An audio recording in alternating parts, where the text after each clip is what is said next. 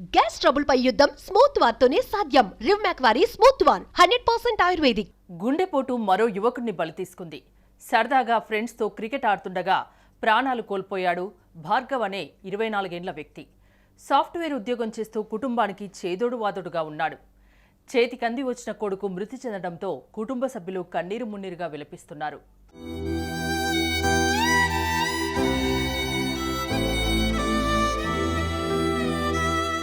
కాశిరెడ్డి సంజయ్ భార్గవ్ వయస్సు 24 సంవత్సరాలు.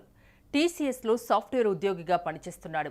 విశాఖ జిల్లా పెద్దగంట్యాడ మండలం మీంది గ్రామానికి చెందిన సంజయ్ గచ్చిబౌలిలోని గౌలిదొడ్డి వద్ద ప్రైవేట్ హాస్టల్లో ఉంటున్నాడు. అప్పుడప్పుడు లాంగ్ లీవ్ ఉన్నప్పుడల్లా ఇంటికి వచ్చి వెళ్తుండేవాడు. కుటుంబ సభ్యులతో గడిపేవాడు.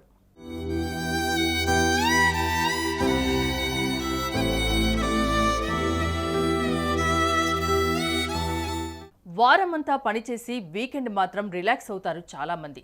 అలాగే సంజయ్ కూడా వీకెండ్ ఫ్రెండ్స్తో క్రికెట్కు ప్లాన్ చేశాడు. ప్లాన్లో భాగంగా ప్రతిసారి లాగానే సంజయ్ తన ఫ్రెండ్స్ అయిన దిలీప్, బాలప్రదీప్, అజయ్, తేజ కిరణ్, ఆదిత్య ఇతరులతో కలిసి కేసీఆర్ క్రికెట్ స్టేడియంలోకి వచ్చాడు. అందరూ కలిసి ఆడుతున్నారు.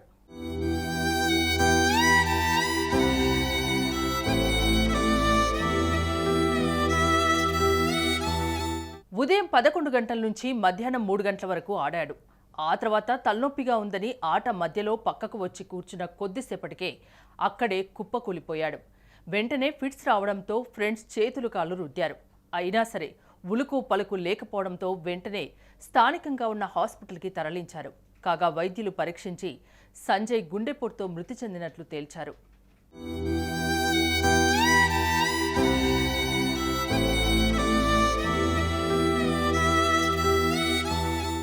విషయాన్ని సంజయ్ కుటుంబ సభ్యులకు చెప్పగా వారు బోరుమన్నారు. కొడుకు ప్రయోజకుడు అవుతున్నాడు అనుకున్న సమయంలో అందరినీ విడిచి వెళ్లిపోయాడు అని కన్నీళ్లు పెట్టుకున్నారు. మృతదేహాన్ని ఇంటికి తీసుకెళ్లి అంత్యక్రియలు జరిపారు.